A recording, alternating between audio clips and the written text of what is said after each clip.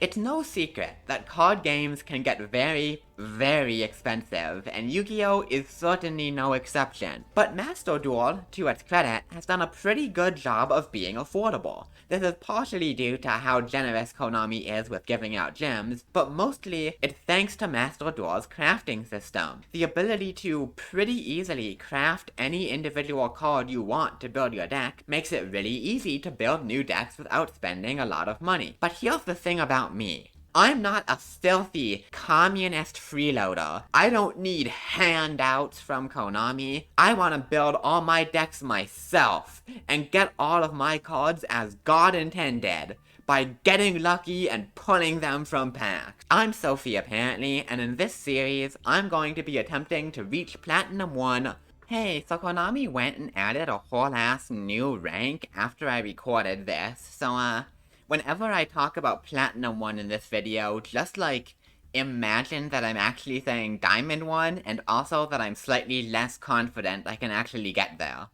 On a new account, without spending any money or crafting any cards. In addition to that, to make things more interesting, I will also not be buying structure decks or selection packs, meaning the only cards I will have available to me are cards from master packs, any secret packs I unlock buying other packs, and of course all the cards you get free to play from solo mode. Now, as you can see on this new account here, I have almost 10,000 gems saved up and another 1,500 in the gift box, giving me roughly 110 packs to open. And I am 100% confident that out of those packs, I am going to pull a powerful deck that's going to get me to Platinum without even needing to craft. I'm gonna just pull 3 Ash Blossom. It'll be that easy. I'm not gonna make you wait any longer. In this video, I'm gonna open a whole bunch of packs and show you the decks I've built with them for my climb, and in the next video, I'll give you some updates from that ranked climb. Let's hop over to the shop. I've got some gems to spend. Alright, I don't have any secret packs unlocked yet, so to start off, we're gonna have to buy some master packs, and I am gonna let myself buy the bundles, just because that lets me open more packs, and I'm not gonna complain about the free Ash Blossom coming along for the ride. We're aiming for cards that unlock good secret packs here. I'm hoping to see some strong archetypes, and if some strong generic hand traps are in there too, I'm not gonna complain. Let's get right into it. So, not super impressive looking right off the bat. No rainbow packs isn't great. That means no guaranteed URs, but we'll just get lucky, you know? We'll just find a UR or two in here. First pack, anything. Oh! Oh wow, man, I was complaining. Look at that, you are first pack. It's that easy, folks. Okay, Raider's Knight is potentially good, and ooh, Masked Hero Darklaw, okay. Alright, so this is the halfway point through the first bundle, and we've already got 4 secret packs, which is a good start. That we have another holo in here, so hopefully we get a good one. I don't know what either of these does, but I don't think Kawaki Miru is gonna be a strategy. Ooh, we got another holo. Oh, Dino Mr. X. Dino Mr. would be a really funny deck to play. I'm not sure it's good, but it would be funny, and really that's what I'm here for. Ooh, more shiny, more shiny, more shiny. Ooh, okay. Light Sworn is a little bit of an interesting unlock. I'm not quite sure that's strong enough to be a real strategy, and I'm surprised the Virus unlocked something as well. We have gotten a ton of secret packs so far. Pack number 9. Ghost Fairy Alphobia is not particularly impressive. Let's see if the last pack is any better. Pack number 10. Empowerment. Literally nothing. Okay. All in all, that was not a terrible start. We've ended up with 1, 2, 3... We've ended up with 9 different secret packs to choose from already in only the first set. And we have some decent cards. Raider's Knight and Darklaw could be good. So could the Grid Sweeper and the Armory Arm. I've got some stuff to think about here. And there we go, that is the first gay pack of the opening so far. We got one more guaranteed UR than last time. I'm feeling good about this one. Oh my god, look at this art! This is like the cutest card I've ever seen. I love this. This card is terrible. I don't think I can ever play it, but man do I want to. Look at this fella. Okay, so I'm 3 packs in, haven't pulled any holos so far, but now we've got 2. And I'm sure these are gonna give us the best packs in the game. We even got 3! Ooh, okay, look at that. That should be, I think, 3 secret pack unlocks? Yeah. Infernoid and DDD are both not bad strategies, and Thousand Eyes Restrict could be good if we get Instant Fusion. Another fantastic pack. This is going great. Ooh, and here's the rainbow one. Here's that good gay pack. Show me the Ultra Rare. Give me a Maxi. Oh! Wow, that is not a Maxi, but that is a good card to pick up. Shadow. Wow, I don't know how strong that's gonna be without access to other stuff like Dogmatica to pair with it, but even so, that is another fantastic archetype to get access to. Ooh, another Ultra Rare. Is it gonna be good? It's gonna be shit. It's gonna be shit. At least Ojama Pink is here to cheer us up. Ooh. Ooh. Ooh. Wow. Wow, wow, wow, wow, wow, wow. Decode Talker Extended is pretty sick. Gives us access to a Code Talker Link Spam deck we can get pretty much entirely out of one pack, which is great. And mutants aren't even a terrible option either. Alright, so we're into the last pack of Bundle 2, and I could not be more satisfied with how things are going so far. We have a ton of options available, many of which look very strong. Can we close it out with anything crazy? Adamancipator! Oh my god, we have Adamancipator and Ancient Gear. Let's go to the end screen here. Another 9 packs, so many of which are good. Guys, we can dig for Access Code Talker, we can dig for any number of good decks. I have been astoundingly lucky so far. I spent some time looking through all the secret packs I have and considering my deck options. Phantom Knights is pretty good, obviously, it's a really good deck. Maybe even Raid Raptors, DDD is a really potentially strong one. Adamancipator is really interesting, so is Shadow.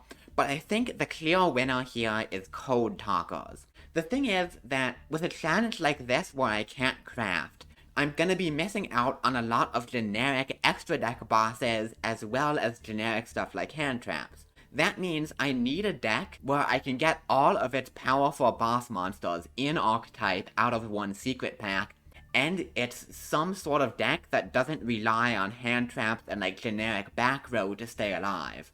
So that means I think I need to lean towards combo decks, and of the combo decks I have available, I think Code Talkers is my best bet. There's a couple of reasons for this. If we go and look at the pack here, you can see there are very few Ultra Rares I need. I do ideally need triple mining, but other than that, I just need a bunch of SRs, which are easier to pull, and especially Access Code Talkers in this pack, which means all of the decks I end up building off of this challenge will have access to the best generic boss monster in the game, and that is absolutely crazy. So, time to channel the spirit of Distant Coder here. Let's open our first packs of Swordless from the Storm. Ooh, alright, hollow on the right side, Transcode Talker. Based, transgender, love to see it, and it's a fantastic extender too. Oh wow, 3 hollows, yeah, love to see it. Oh my god, the third pack! It is literally so unbelievably easy. Access Code Talker. Wow. I could stop opening these packs right now, switch to a totally different deck, and be satisfied. We have the boy. What did I tell ya? Don't even need crafting. Also a second Phobia somehow? That's wild, but access code, man. Grateful Sabertooth is a funny one that opens up Fluffles as a potential option, though I'm not sure how good that's gonna be straight out of the secret pack without stuff like Thighs, but again, we got access code. I can't complain about the rest of these packs. Oh, wow, Mirror Force is a really funny one. This card is terrible, but if I end up building a second deck that's a bit slower, I might honestly end up playing it just because I'm not gonna have access to that much good back row. Coming up onto the last pack here of this opening. This has already been fantastic, just from the access code. Can we close it out with anything else crazy? I don't know that we need a second Dark Fluid, but who cares? We got the boy. There he is, baby. There he is, Access Code Talker. I could not be happier right now. Alright, I'm gonna go ahead here and jump into our second set of 10 packs, and ooh, look at all of that shiny. That is what you like to see. Let's see if we can follow up on that access code taco luck. Dark Beckoning Beast is a really funny one. That unlocks, of all things, Sacred Beasts as an option, which is very funny, but I don't think I can do it if I want to actually win. Ooh, a couple more? Third? Wait. Okay, I was being all excited about the access code, talking about being lucky. This is the third and fourth copies of Firewall Dragon Dark Fluid. I feel like I've been doing well so far in this pack, but I need to find something that's not this if I want to actually have this deck. Alright, here's our first gay pack of the match. Listen, Dark Fluid, not an ultra rare, so this has got to be something else. The second access code talker is cool. Don't think I really need it. Would've preferred a Firewall Dragon there, I'm gonna be honest. Alright, so I'm now 7 packs in, haven't found too much interesting, but maybe we will. Oh, we absolutely will. Extended's not much to write home about, but Signet Kodak is the card that makes Code Talker a playable deck. We absolutely must find 2 more of these if we actually want to play this. Oh, Mermail's a funny one. Again, I really don't think I can play Mermail, especially because I don't think Atlantean is in the same pack, but it's cool to have. And can we find something good in the Rainbow pack closing out this set? Let's find out. Ultra Rare's on the left side, which means it's not guaranteed to be cyber stuff. Oh, wow, that's really not what you want as your Ultra Rare. At least Microcoder's good. Overall, not a bad set, though my Ultra Rares were really disappointing. Honestly, the Microcoder and the one Kodak are the only things here I'm really excited about. Right now, I'm still looking for a Firewall Dragon and a couple more Kodaks, and hopefully this Ultra Rare right there is gonna be the Firewall. Okay, we have a super. Second transcode's not bad. I don't know that we need to, but it's certainly nice. Oh, another Ultra. Could be anything. Oh, alright. Screw everything. What if we throw away this stupid cyber stuff and build Flower Guardians and try to play that shit up to Platinum 1, you know?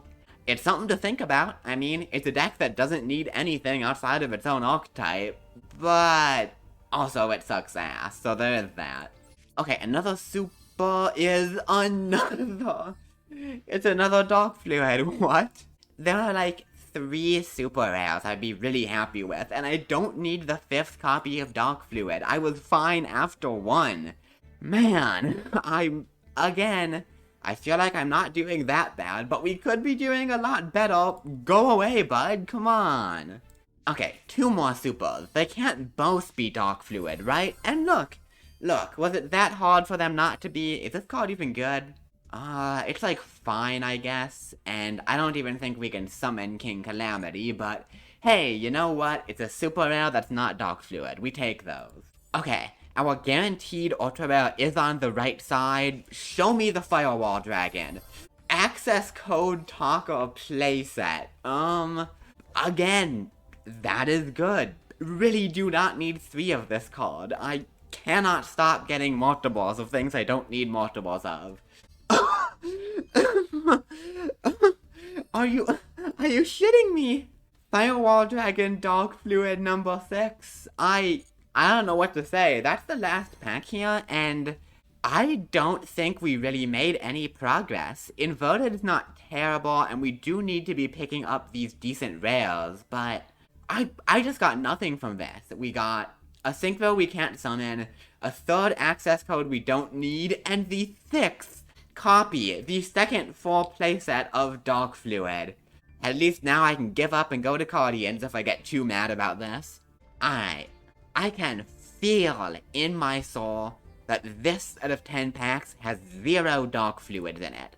Okay, we got a couple. Yo, is that Rainbow Neos? Alright, we have a super rare on the right side, so it's 1 from the pack. If this is Dark Fluid, I am going to shit. Okay, again, the 3rd copy of Transcode is not really what we need. Like, I appreciate this pack saying trans rights, but you've already done it a couple times. but Lady Debug is fantastic. This is a normal summon we were absolutely looking for. Alright, Ultra Rare. It's on the right side of the pack. Firewall Dragon. Easy. Cyber's Clock Dragon is mediocre, but I'm not going to complain about having an additional option to send out the extra deck. At least it's not the 4th access code talker. I would have cried. Ooh, we got an upgrade to be shiny, and we have a super rare. What could it? It's even glossy. They're shiny now. They're taunting me. They're bullying me. I cannot. Ooh, this is a nice pack. We have at least one super and ultra, and what is my luck? What is my luck? We were up to 7 copies of Dark Fluid, and now 4 access codes before a single Firewall Dragon or Signet Mining. Like, did I get too excited about access code in the first set, or what? Like, I was happy about 1, I do not need 4. I have been having such weird luck in this opening. Hopefully this last pack will be something good. Firewall Dragon. What? Again? I'm up to 5 now. I do not understand. I like Playmaker Yu-Gi-Oh! Reigns as much as the next guy. I don't need 12 copies of both of his aces. God, once again, it feels like we're barely making progress. The debug is good, yes. But everything else is just duplicates of stuff I do not need. God, at this point, part of me just wants to give up on this stupid cyber stuff that's given me 5 of this, 7 of this, and almost none of the other cards I need. No firewall, no mining.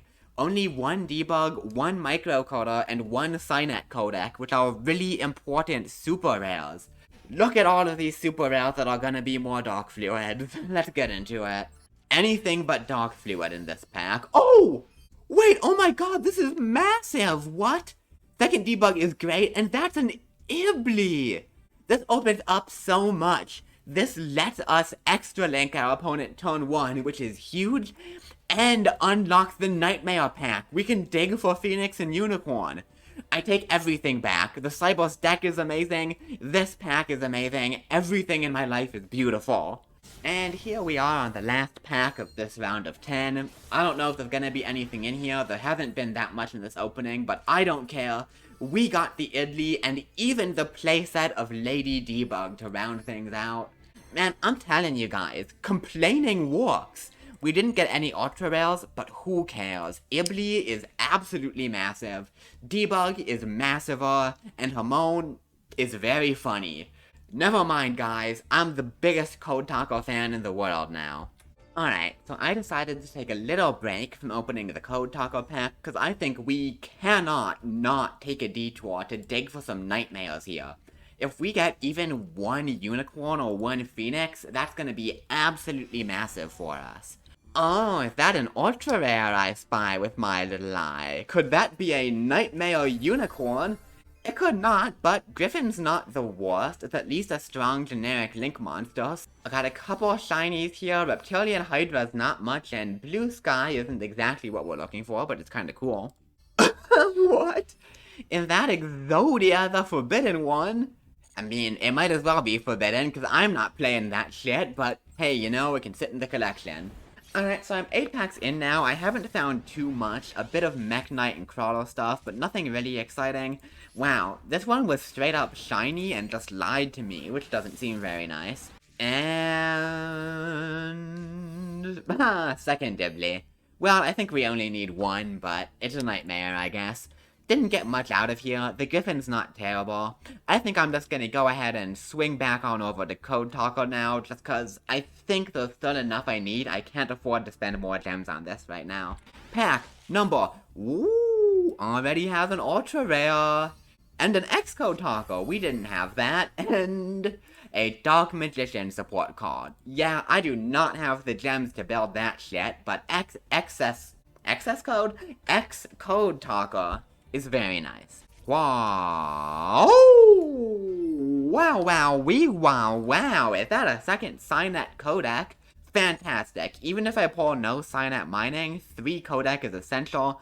Happy to see it, and I think Ada's like kind of Nah, never mind. This card's terrible.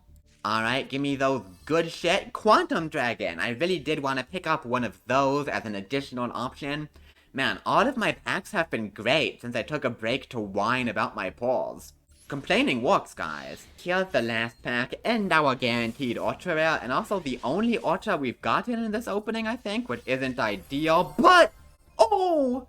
Never mind, that is perfect. Finally we found the firewall. I've been waiting for you, buddy. I have so many of your evil twin.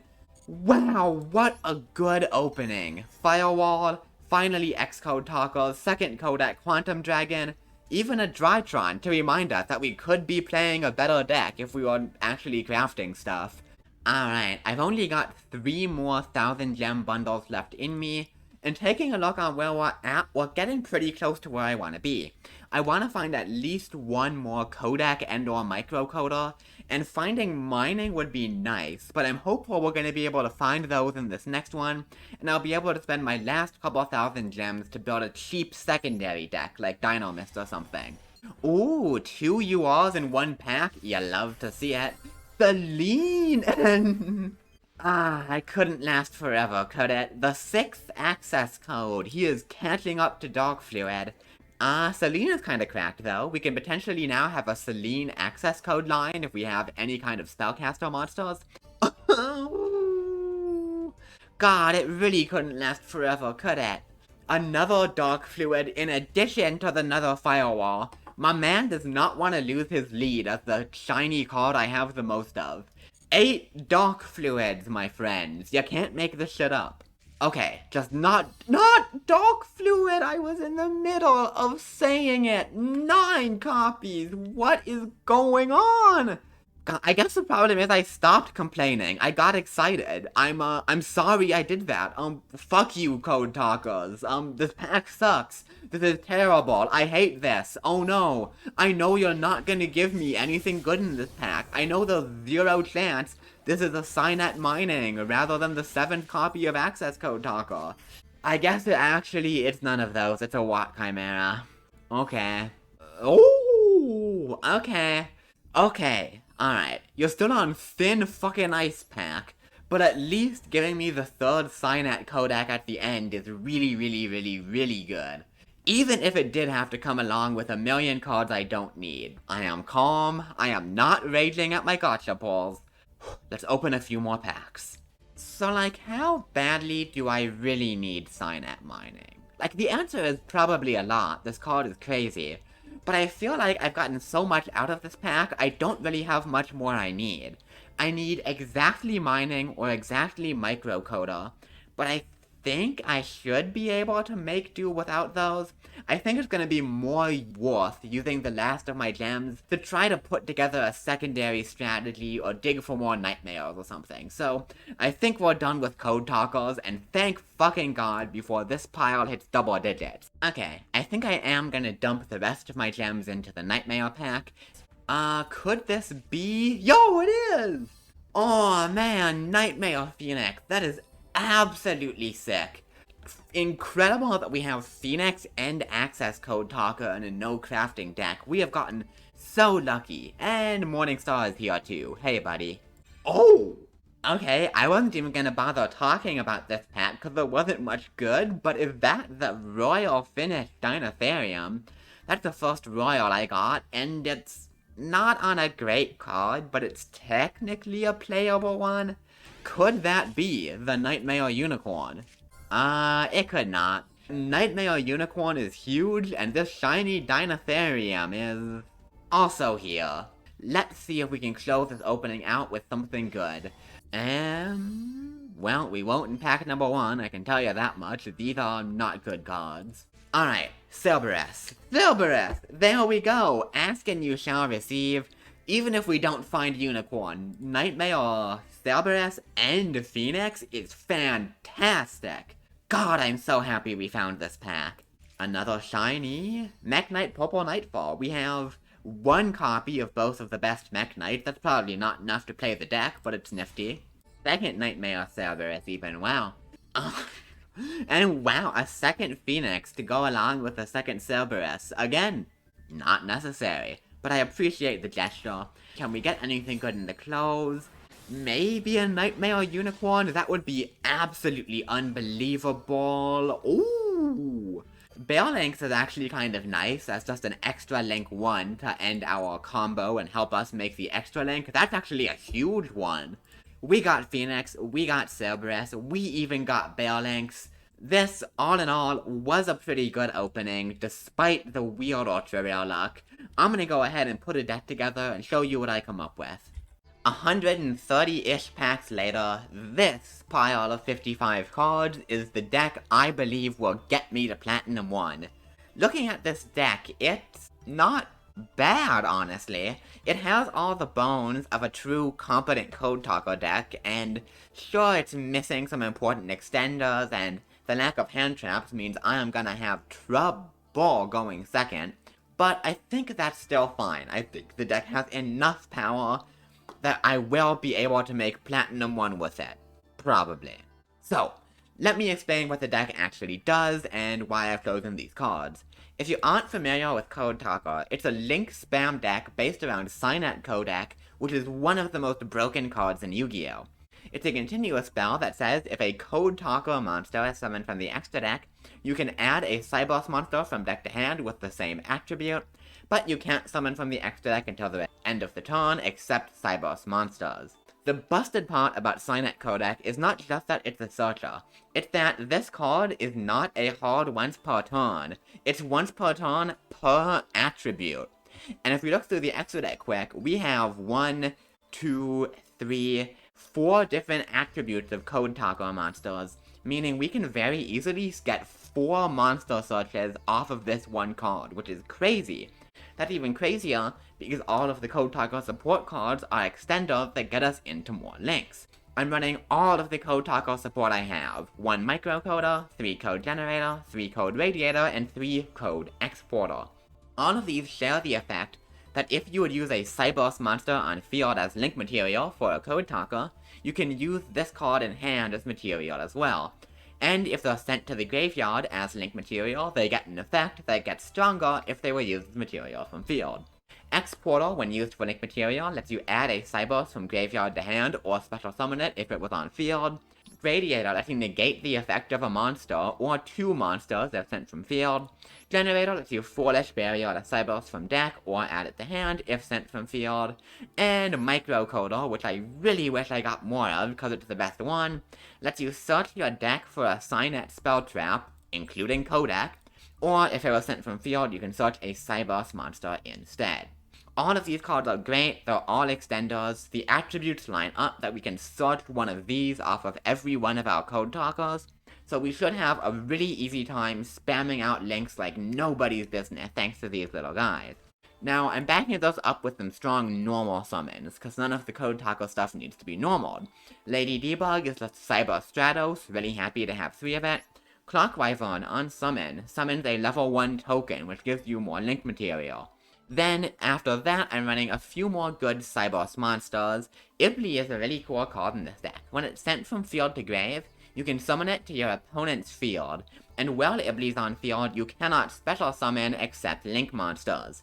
That alone is pretty disruptive against a lot of decks, but even against link-focused decks, if we get a really good hand, we can extra link our opponent turn 1 and give them an Ibli, preventing them from special summoning entirely, which is pretty cracked. That's kind of hard to do in this build of the deck, because I don't have all the extenders you would normally run to make that combo happen consistently. But I still don't think that's any reason not to run Ibli. She's still strong, and her on-summon effect isn't even bad either. I'm on 2 Cyboss Synchron, I maybe should only be on 1. Being a tuner is kind of relevant, and it gives some extra protection to your monster in the extra monster zone, which is nice. And then 1 Mathmech Addition is just a free extender. And Digitron I'm running alongside 2 Unexpected Die. I didn't mention this earlier, but I did pick the Link starter deck, so I would have strong monsters like Decode Talker, which worked out great in a deck where I needed a little bit more in terms of Cyboss extenders. The last monster in the deck, who you may have noticed, is Cyboss Magician, which is a ritual monster that I'm running 1 of, alongside my 1 Clock Dragon and my 1 Quantum Dragon. I'm running all of these boss monsters with different summon types, honestly mostly because they're cool, though not that great, but also because Dark Fluid cares about having different types of Cyboss monsters, and apparently I need to play Dark Fluid. The game really wants me to play this card, so what can I say? I'm gonna try to do my best to make it work. Cyboss Magician, to be fair, is not a terrible card. It halves all damage you take. Well, you control a Link monster, your opponent cannot target other monsters for attacks or effects, and if it battles a Link, it gains 1,000 attack during that battle, and lastly, if it's destroyed, it floats into a Cyboss monster from deck. So this card is pretty strong, hard to summon because it's a ritual, but it has a Link 2 in the extra deck that immediately enables it, which is quite nice, as does Clock Dragon, which is the other reason I like these monsters. They give me additional bosses to end on if my combo gets interrupted, or if I need an easy way to just summon a big guy in later turns when I've gone through a lot of resources. Anyway, with that out of the way, onto the spells. I've already talked about Codec and Unexpected Die. I'm also on free-to-play staples, Raigeki and Monster Reborn, Cynet Fusion to make Clock Dragon, Lightning Storm for going second, Cynet Ritual for the Magician, and 3 Cynet Optimization, which turns all of your code tacos into Armades, and more importantly, is a once per turn double summon for a Cyboss monster, which is pretty strong in this deck when we don't have access to additional extenders like Backup Secretary. Having more ways to get monsters on field is really strong. The last card in the main deck is 2 Cynet Conflict, which is an Omni-Negate counter trap that you can activate if you control a code talker, which banishes the negated card and prevents your opponent from activating cards of the same name for the rest of the turn. Just a really fantastic card to draw into turn 1, and a really nice search-off microcoder if we've already opened the codec. So, with that out of the way, here's the extra deck where the real magic happens. I have the 1 Clock Dragon, which needs Clock Wyvern and a Link monster as material. On summon, mills a bunch of cards from the top of your deck and gains 1,000 attack for each, and has the same targeting protection as Cyboss Magician. Quantum Dragon has that same targeting protection as well, and in addition, when it battles a monster, you can non-targeting return it to hand, and let Quantum make a second attack, so this is a really strong going second tool to break through troublesome monsters. And of course, the Link monsters, we are running a ton of.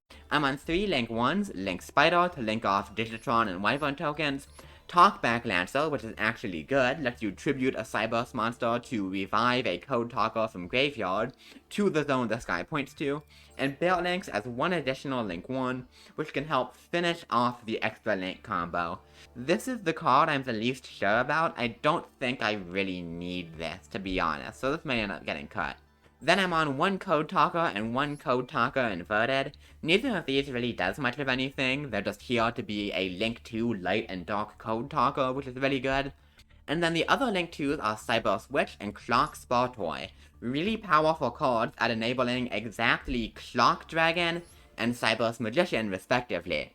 Cyboss Witch, if a monster is summoned to its zone, you can banish a spell from your grave to add a Cyboss Ritual monster and a Cynet Ritual from deck to hand, and during your main phase, if you use this effect, you can just Monster Reborn a guy. So that is a crazy amount of advantage that immediately sets up Cyboss Magician, which is why we're running that card at all. And similarly, Spartoy is also crazy. On Link Summon, you add a Cynet Fusion from deck to hand, and if a monster is summoned to its zone, you can Monster Reborn a guy, but then you can't summon for the rest of the turn except fusion monsters, so this does need to be the last thing you do, kinda like Verte. I like these two a lot, I think they're really sick cards, and I think it's really cool that these enable us to go into an additional boss monster on later turns, which is nice in a deck like this one that tends to go through its extra deck very quickly. As for the higher Link rating monsters, X-Code Talker is the Wind Code Talker guy.